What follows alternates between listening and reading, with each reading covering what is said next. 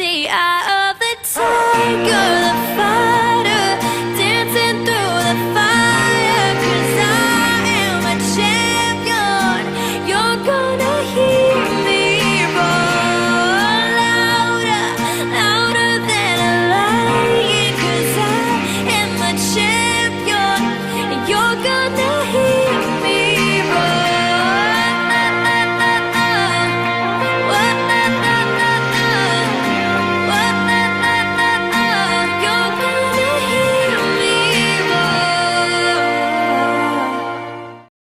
Hi, my name is F. Senator Francis, and welcome to the I Am Woman Show. It's the first show of its kind. We're here at the Red Rose Ball, taking it at the Grand Ukine Resort, and I have a special guest here with me today, Ms. Hydeia Broadbent, an international HIV/AIDS activist out of Las Vegas. Hydeia, welcome to the I Am Woman Show, and welcome to the Bahamas. Thank you for having me. I'm excited to be here. So share with our audience. Tell us about yourself. I know that a lot of you may recognize her as the young lady. Well, she was a kid on the Oprah Winfrey Show some years back. And you know, there were some touching stories she shared about her life. And what she's going to do, she's going to share some more details about her life with us today. Well, I'm a part of the first generation of children who were born with AIDS. My birth mother was an IV drug user who infected herself and passed it on through me. I was diagnosed in '87. That's when the epidemic was kind of new. There wasn't a lot of medications on the market. And as I grew up, I noticed a lot of people were facing discrimination. And I had a very strong support system in my family, especially my mother and my father. And so I became the spokesperson for young people. We advocated for them to have the right to go to school. We campaigned in Capitol Hill in the United States to make sure that the children had access to medication and just that we had a chance at life. And also, we stood up for anyone who wanted to discriminate, but we also knew we had to educate because a lot of people were not familiar with HIV or AIDS, so it was our job to educate them. Hydeia, I want to ask you, how old were you when you understood what the disease was about? Well, there was never a certain age I understood because my parents decided to allow me to always know. I was always in the doctor's office, and I started going to the doctor at the age of 3. Right. And so it was always known to me. It's like being a girl and then being black. You deal with different things at different stages. Right. It's just something that I was always aware of. So tell me, living with this disease, do you think that people treat you differently when they find out? I've been very blessed. I really haven't faced any discrimination. When I was younger, there were things that my mother dealt with, but as an adult, I have to say I'm very blessed. When it goes to dating, that's a little tricky, but overall, I've always been treated with kindness and respect. Okay, that's awesome. That's awesome. You, like you said, you're very blessed. So tell us about that. With the dating, when you meet somebody, is it something that you tell them straight up front? You know, because I know it's kind of awkward when you meet somebody and you said, "Hi, my name is Seth. It's nice to meet you. You're cute. I have AIDS." You know. Well, I'm actually not dating right now. I ended a relationship I was in for like 10 and a half years, and so. Oh, it's okay. But I don't know how I would start dating. Right. If the man is in my field, and my situation is so unique because I'm Googleable. Like you can go on Google and just find you. I know. It's right there. I like that I'm Googleable. So if I meet someone in my field who is familiar, that would be a blessing. But right now I'm so focused on my craft and my passion and educating. I'm not really thinking about it, and I'm gonna let God bring him to me. That is awesome. And you know what? Since watching you on the show, life is so amazing. You never know where you're gonna be. I remember as a kid in the Bahamas watching you on the Oprah Winfrey Show. When I was born, I was HIV positive. And when I turned 5, I had symptoms of AIDS. I had fungus in my brain, blood infections, pneumonia. I went cold blue a couple of times. And that's when I was about 5, they said I was full-blown AIDS. And right now I'm doing really good. What's the hardest part for you, Hydeia? living with this disease? Basically, that's like when your friends die. Like,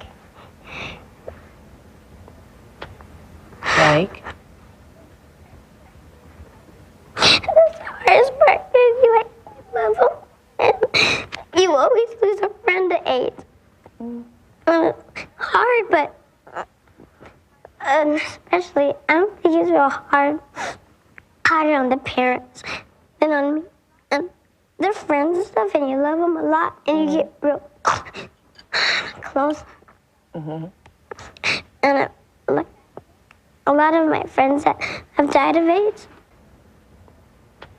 no one really knows how long anybody's gonna live because I don't put myself like, oh, you have AIDS, or I could go outside and get hit by a bus tomorrow, and you never know. I remember as a kid in the Bahamas watching you on the Oprah Winfrey Show, and who would have thought that I would be here today interviewing you? You're so inspiring. You know, you just, when I saw you at the airport yesterday, there were goosebumps, and you know, I just would like you to share with the Bahamian public, you know, share with them, if someone found out today that they were diagnosed with HIV and they want to give up on life, you know, they feel, how would you look into the camera and inspire that person or share with that person, you know, give them some advice? Well, I would say that I was diagnosed at the age of 3, and they said I wouldn't live past the age of 5. Past the age of 5. I'm now 31. With advancements in medication, I can get married and have children without passing HIV on. There is life after a positive test result, so do not give up hope. You have to keep fighting. And anyone, if you know someone who's living with HIV or AIDS, encourage them to seek and maintain treatment, because life, you can live life now, and on treatment, you also will not pass HIV on to others. So it's important to get tested and to know your status. Now, that's the thing. We have a stigma here in the Bahamas, and I know I'm going to get a lot of flack with that, but it's real. There are people who are embarrassed to talk about it. There are people who are uncomfortable about talking about it. And, you know, some people are so ignorant about it, they don't, you know, try to find out more about the disease. You know, it'd be like, oh, I don't want him to touch me. I don't want him to be next to me. I don't want to drink from the same cup. Tell me, what would you tell people how important it is to get tested? Because a lot of people are afraid of it. Oh, I don't want to go get tested because I prefer not to know. What would you tell them? I would say that knowing is power, it's knowledge, because then you have the ability to take control of your health. And from my understanding, the medication is free here. Right. Well, definitely, Bahamas. yeah, it is. So you have access to the health care. I would say you can go on the internet and research how you can contract HIV or AIDS. You don't get it through being in the same room or drinking after someone. So you really don't have a reason to fear somebody living with HIV or AIDS. It's more of a risk for me to be here with you than it is for you to be here with me, because my immune system is weak and can be compromised. Right. And so I would just say, we just don't know who has HIV. You can't tell by looking at someone. I totally agree. So it could be your hairdresser, it could be your mailman, it could be your best friend, your aunt. So just be aware of the things that we say, and we have to make it okay for people to want to disclose, and we have to make it an environment where we can educate, because we have to be mindful of when we say ignorant things or we create hostility. What about our youth? Right. Who are at risk for contracting HIV? Right. Are we making it okay for them to be able to ask questions? And I so applaud the Red Rose Ball. You know, and the chairperson, Miss Audette. Miss Audette, you know, she's amazing, and it's such a blessing to have you here, because we need this.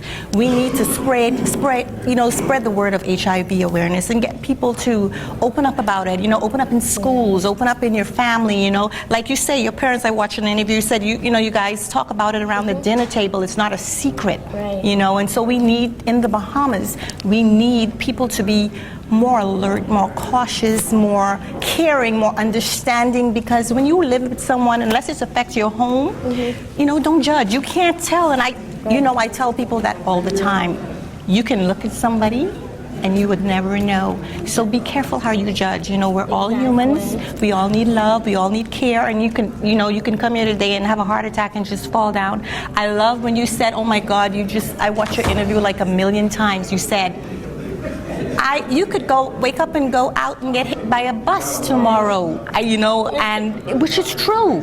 So there's hope, It's you just know. about living each day to the fullest. And my parents, they didn't treat me any differently. You know, if it was my turn to take out the trash, I had to take out the trash.